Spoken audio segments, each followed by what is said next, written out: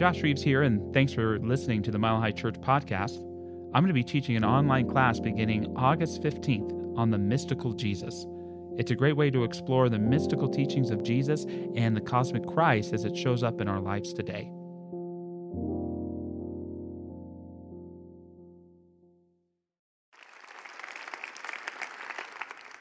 Main reason we're here today is to look at a couple of pictures of my granddaughters. So they're coming up now, right here. There you go. Yeah. How about that? Yeah.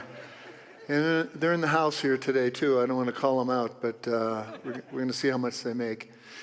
How much they make it through this. You know, what's he doing up there and why doesn't he stop talking? That's what they're thinking, but I'll be doing more of that now. But one of the things I wanted to talk to you about today, which is just important to me, is our teaching, the science of mind and spirit. In this place, Mile High Church, which has meant so much to me. So I want to touch on that a bit today, and it's so good to see you all here at the perfect time. So, a song that Jennifer just sang so beautifully, I Will Step Aside. I wrote that song when I was first learning about this teaching. I was in class called Science of Mind 1 with Dr. Roger, and just getting an idea of what this place was about, and he really leaned into a guy named Ralph Waldo Emerson. Some of you might have heard of him. That was one of those people you were supposed to read in high school, and he really got into what an influence that Emerson was on our founder, Dr. Ernest Holmes. And so I started reading Emerson and started looking up Emerson quotes and just tuning into it. And the one that stuck with me the most in the beginning, and you've heard this before, you've heard me say it before, but I want to jump here. It's from his essay called Spiritual Laws. And he says, let us acquiesce. Let us take our bloated nothingness out of the path of the divine circuits. Let us unlearn our wisdom of the world, and let us lie low in the Lord's power and learn that truth alone makes rich and great. That just stuck with me.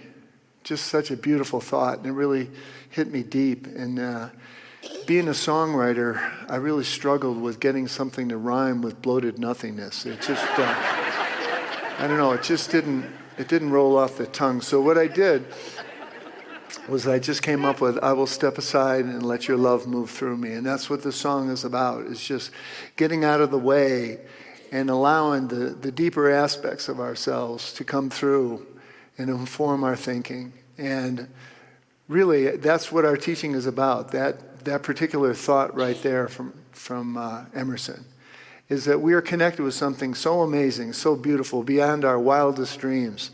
And we need to get our stuff out of the way so that can resonate through it, so we can hear ourselves, the deeper aspect of ourselves. And so that's what today is about, those divine circuits and getting in touch with the divine circuits. Because we've all got our stuff, don't we? Anybody here doesn't have stuff? So we got our stuff that gets in the way, and what we gather here for is on Sunday is to let go of that stuff, leave it at the door, and to go deeper and to connect with those divine circuits. I've been rereading one of Ernest Holmes' book that I really love. It's called This Thing Called You. It's a smaller book, and I just love the way he takes some giant concepts and brings them down into a very personal level. Ernest Holmes grew up in the Northeast in Maine. He was one of 9 sons. Think about that for a minute. And so he was there in the early 1900s, and he never graduated from high school, our founder. Didn't have a lot of numbers or a lot of initials after his name. He grew spiritually because he was a voracious reader, and he wrote from that spot of the deep well that he'd gained from his reading. And Emerson was certainly one of the most influential people on Ernest Holmes. When it was time for Ernest Holmes to leave home, he went and visited one of his brothers, and his brother had Emerson's essays in his bookshelf, and Holmes started reading those, things about spiritual laws and nature. circles, these great essays about the relationship between God and man and these huge, huge concepts. And Holmes finally came to realize he's talking about me. He's talking about me. And that's what this thing called You is about. This book is just about this connection, this big idea that we have here about the Creator who brought all things into being and who is alive now. He's alive in us, each of us. That's the good news that we celebrate here every Sunday. And so I've got some things from this thing called You that I wanted us to look at today. I wanted to start with these things, and as we put them up, I want you to remember that he's talking about you, okay? This is about you. Your soul belongs to the universe. Your mind is an outlet through which the creative intelligence of the universe seeks fulfillment. There is something within you beyond all doubt and fear, something which has never been limited by your acts or destroyed by your feeling. This is the only something that can make you whole. I love those thoughts. And now's the perfect time to do this work. The present moment is our point of connection with the one mind. Something I was reading this week from Eckhart Tolle. He said, recognize deeply that the present moment is all you have. Make the now the primary focus of your life. Make the now the primary focus of your life.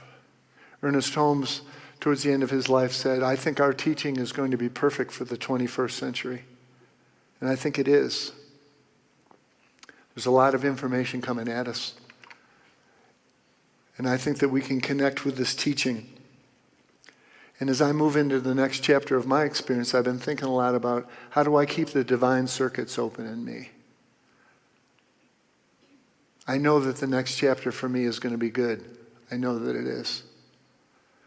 And so how do I stay open to that? Get my stuff out of the way and allow that Spirit to move through me. So one of the things I wanted to talk about today and just celebrate with you is this place and this teaching.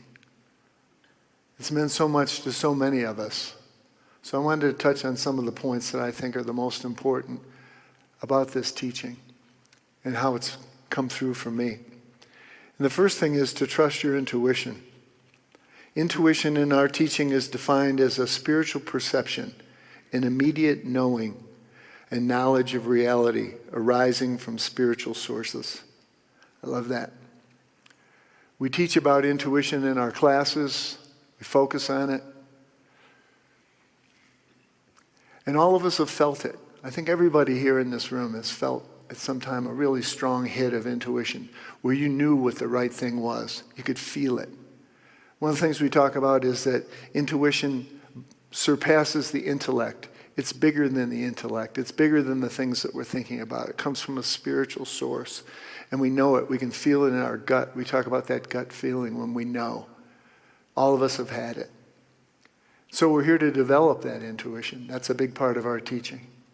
And all of us have had that feeling also of intuition coming through to us as a warning. Like, I don't know if that's a really good idea. Has anybody ever had that?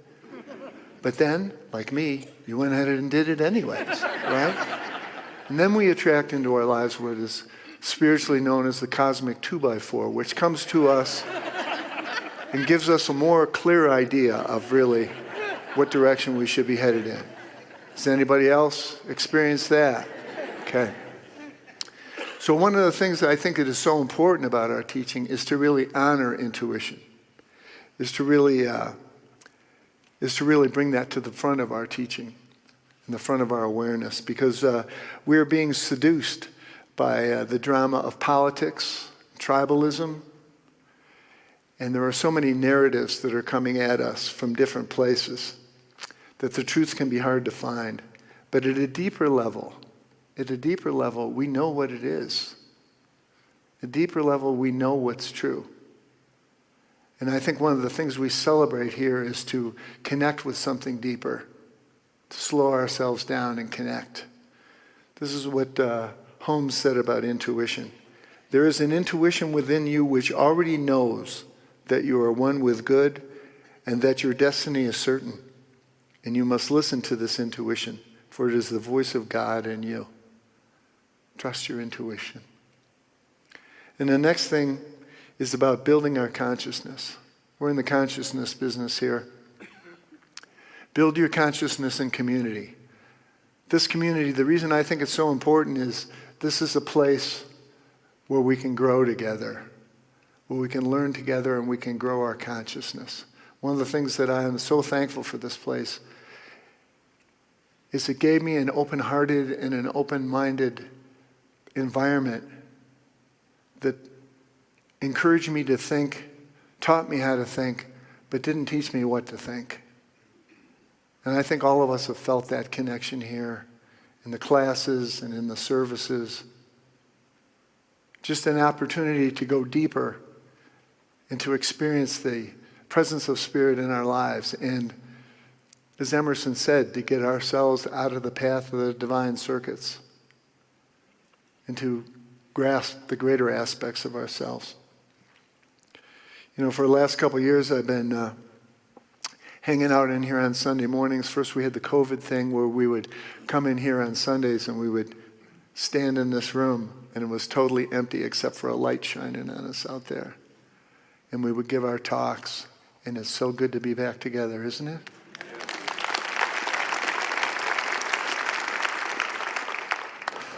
And I just love being in this room and with the people that are here and hanging out afterwards and talking. And I think one of the great dangers of spiritual communities now that we're experiencing is how politics seeps into what we're doing. And I think it's so important that this place is a safe haven from all that, because we want to go deeper than that. We want to go deeper than that here. We don't want to settle for the cheap drama of politics. We want to be connected with Spirit. And that's what's alive in this place right now.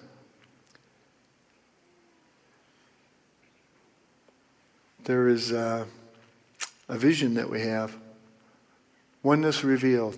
A world of love, peace, and abundance for all. For all people. So I think you might have heard that there's a election coming up next year. They haven't put much emphasis on it yet. But there is so much political drama that's going to be coming at us. So much tribalism going to be coming at us.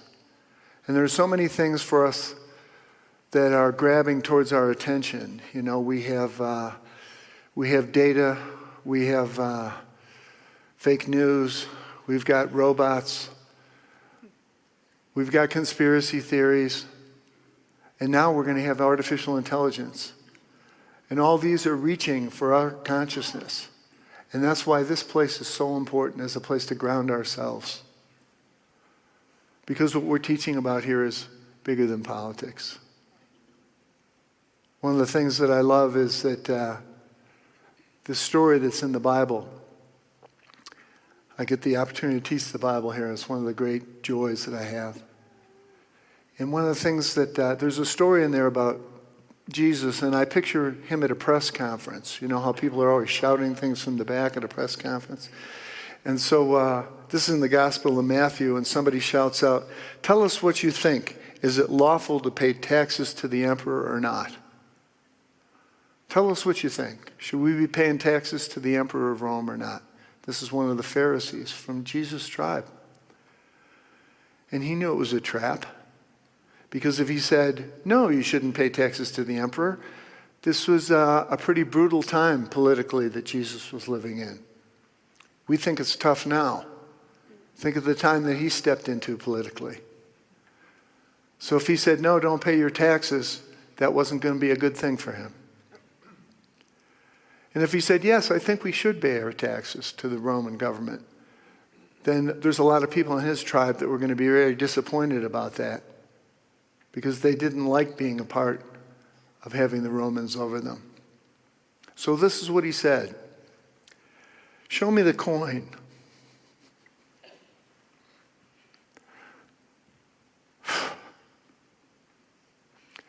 Show him the coin that you used to pay the tax. So they brought him the coin, and he says, whose face is on this? Well, that's Caesar's face. Caesar's the emperor. All right. He gives him the coin back, and he said, let's give to Caesar, the emperor, the things that are Caesar's, and let's give to God the things that are God's. What a brilliant answer for that. And I think what he was saying was, the things that I'm teaching you are bigger than emperors and taxes and politics and all that. I'm teaching you how to be connected with God. I'm showing you how. And I think that's the opportunity that we have to remember as we move forward in the political time that we're in. That what we're teaching here, what we're working on here, is bigger than politics. It's more important. And there's a thing that I love that I say in my parenting classes all the time. There's a difference between acceptance and approval. There's a difference between acceptance and approval. It's very important when you're raising children, by the way. But it's important for coming to a place like this and realizing I might not approve of the person's politics who's sitting next to me, but they're accepted here, just like me. And it would be important for us to remember this story as we move forward. To do our work, to be good citizens, to be informed citizenry, but to be open to all people in this place. Does that sound like a good idea?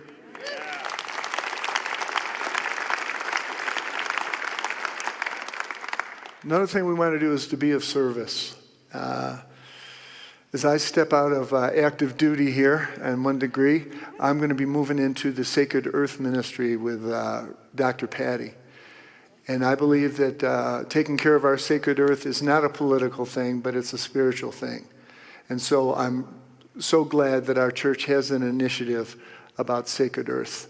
And so we'll be moving into that even bigger. And I love that. Love that opportunity to serve. And, you know, I started out as a volunteer. Most of the people who come to this place find a place to volunteer. And I started out as a Sunday school volunteer. When our second son was born, Gabe, Stephanie stayed home with him for a while, and Jesse and I would come to church. And Jesse would go to the toddler room, and I learned how to become a Sunday school teacher. And it was great. That's how I wound up here today. Who knew? But but volunteering is really a way to connect with this community. So if you're new here, I highly encourage you to find a place to help. Find a place to help out, and you will go deeper in this teaching when you become a person who is of service in the world. And there's plenty of work to do. Just as a show of hands, how many have ever done anything with our youth ministry here? Can I get your hands up? Yeah. Thank you. Thank you. We still have openings. The last thing I want to do is to tell you to be grateful, because this is a message for me. I'm very grateful today. My last thing is about gratitude, and I want to thank some people. And if I interrupt myself in the middle and start telling a joke about a talking dog, it's because I'm just trying to center myself. But I want to say that I'm grateful. I want to begin with Stephanie over there. She's the biggest rock in the jar, and I want to thank for her.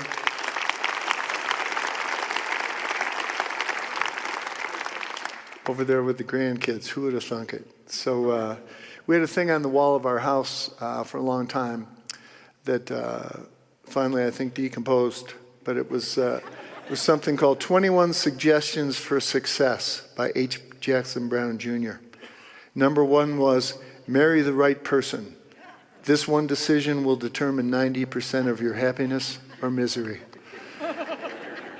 And I think that's a good idea. And so I was lucky enough 45 years ago to marry the right person. And thank you for hanging with me. Thank you. She never planned to be a minister's wife, but here we are. So, And I'm also grateful for our sons, Jesse and Gabe, who continue to inspire me and make me laugh and push me to do things like retire. And the thing that's cool about them is, if I asked them, they would say, both of them, I don't know if we believe any of that stuff that you talk about in church. But that's cool because they're living it, and which is much better than just believing it. And so they're living it, and both of them married the right person too. So I am very thankful for Jesse and Gail. Yeah. And one of the things you might have noticed, I kind of like sports, and so I like being on teams, and I want to thank the teams that I've been lucky enough to be included in. One of them is when Dr. Roger asked me to be on the ministerial team. He had set the bar pretty high with the other folks. He had Reverend Lloyd and Reverend Raz, Reverend Cynthia, and Dr. Marjorie and Dr. Patty. And so, it was August's group to join in with. But they became some of my best friends and certainly incredible teachers for me as I've learned how to do this gig. And I'm so thankful to them for that. And like I said earlier, I started as a volunteer here, and then Dr. Roger left to go to California for a while, and I kind of stepped in to be the junior church coordinator, part-time gig, and really started getting into the youth ministry thing, and also working around the office, like just doing marketing stuff and writing things, and just becoming more involved. And then when Dr. Roger came back from California in '93, he said, well, I'd like to have you on the staff. And the only position that was open officially was as Dr. Marjorie's assistant. And so those of you who remember Dr. Marjorie, if there was anybody who didn't need an assistant, it was her. She's probably the most efficient and committed person that I've ever met. And if there was any person who wasn't qualified to be her assistant, it was definitely me. But they wanted me on the team, so that's the gig that I got. She didn't make me do much. But one day when I was in there talking to her, she said, have you ever thought about being a minister? Have you ever thought about ministerial school? And I said, no, not at all. That's like the last thing that I would want to do, is go to ministerial school and be a minister. I see how hard you people work, and I really want no part of that. She said, well, the applications are due in a couple of days. And I said, I appreciate you thinking of me. I really do, but there's no way. And so the next day I was in my little office, and this manila envelope comes sliding under the door with a sticky note on it that said, fill this out. And so that's why I'm here, Dr. Marjorie.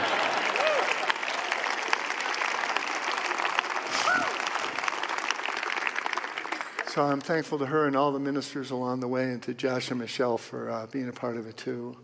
And the music team, I'm thankful to Dr. Kent. He's not here today, or I would certainly be throwing him under the bus. But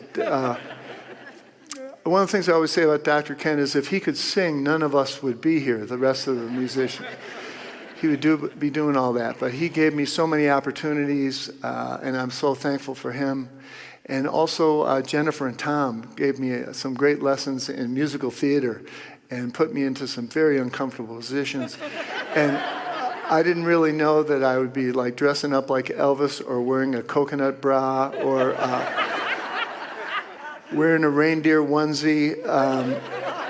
I didn't know that was part of the job description, but I'm thankful to them for doing all that. Been an honor, and I'm thankful to Nathan and Rama and the production team and all the people who work here on production. Such a great team to be a part of. So I'm thankful for that. And the final thing is youth ministry. I'm thankful to all the people who contributed to this. Reverend Michelle Scavetta, been my personal assistant for over 13 years with the youth ministry and has done so much of the heavy lifting. Kathy Cates and Nadine Cox, people who started out with me when I got this thing going. So many people who've contributed, all the people that contributed to the different camps as we've gone forward.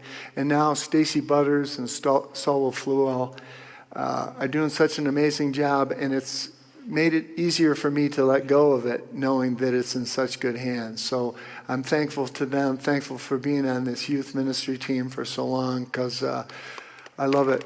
I love it, working with kids. And I'm thankful. One of the great dreams that I had here for years and years was that we would have a preschool. And we've got a great one. And it's been going for years, and it's had its ups and downs, especially through COVID. But I'm so thankful to April Reeves for being the director of our preschool right now, and all the teachers who are making it more beautiful all the time. Yeah, so most of all, I want to thank all of you for giving me a place to grow up.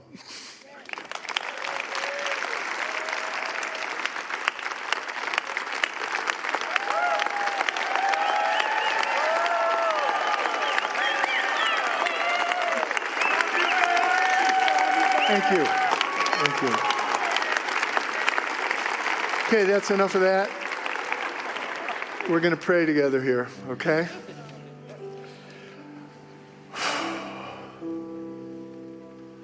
So we just fall into our hearts, and we open the divine circuits right now.